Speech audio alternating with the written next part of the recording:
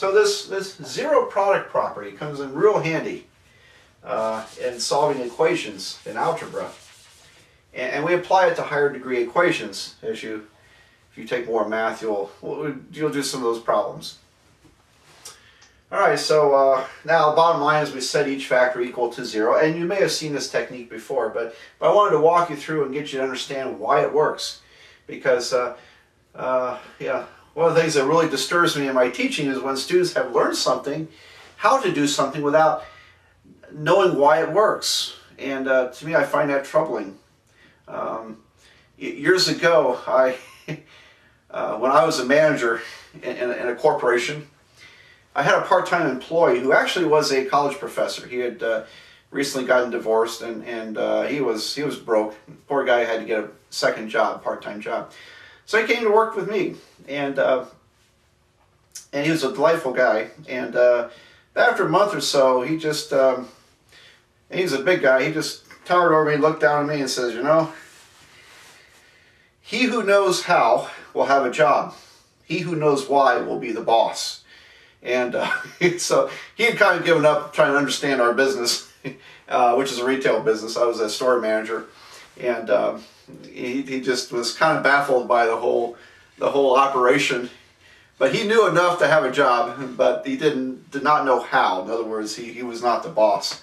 So I always like that saying because it sort of applies to I think, becoming college educated. Why would you learn how to do something without knowing why?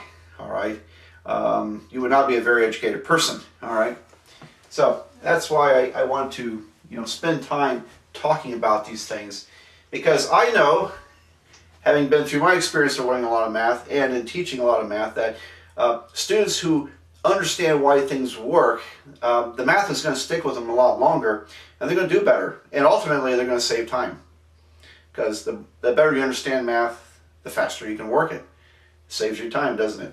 So, all right. Anyway, get off my soapbox again.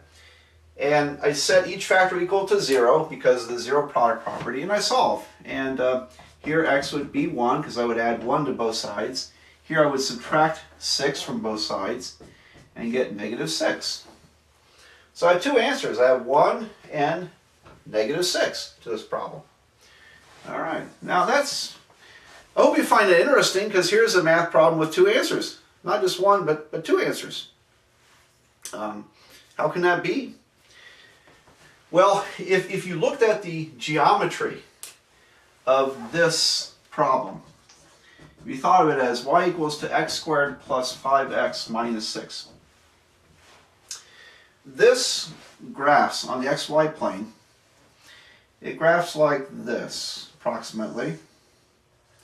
And here's 1, and here's -6. It forms this curved shape called a parabola.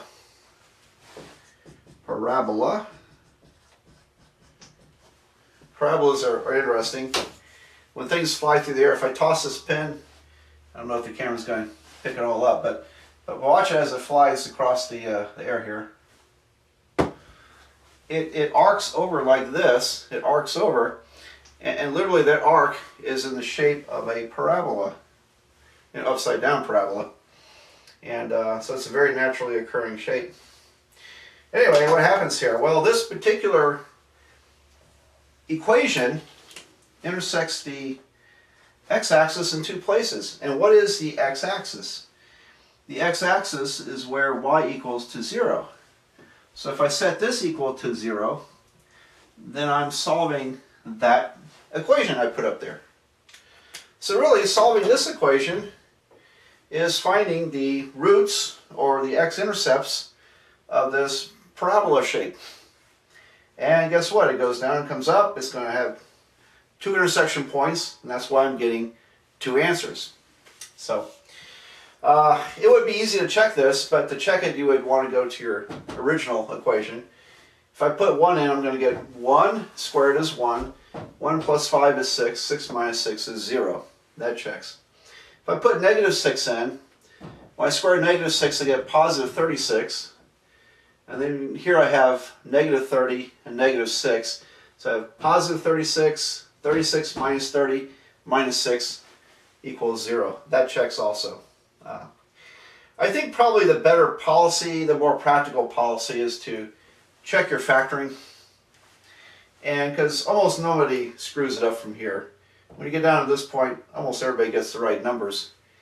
But it's the factoring where people go wrong in these problems. And so check your factoring, and most likely you've verified the correct answer. So, all right, so that's kind of an overview of solving by factoring. I want to do 2 more of these, so I'm going to erase the board and put the next one up.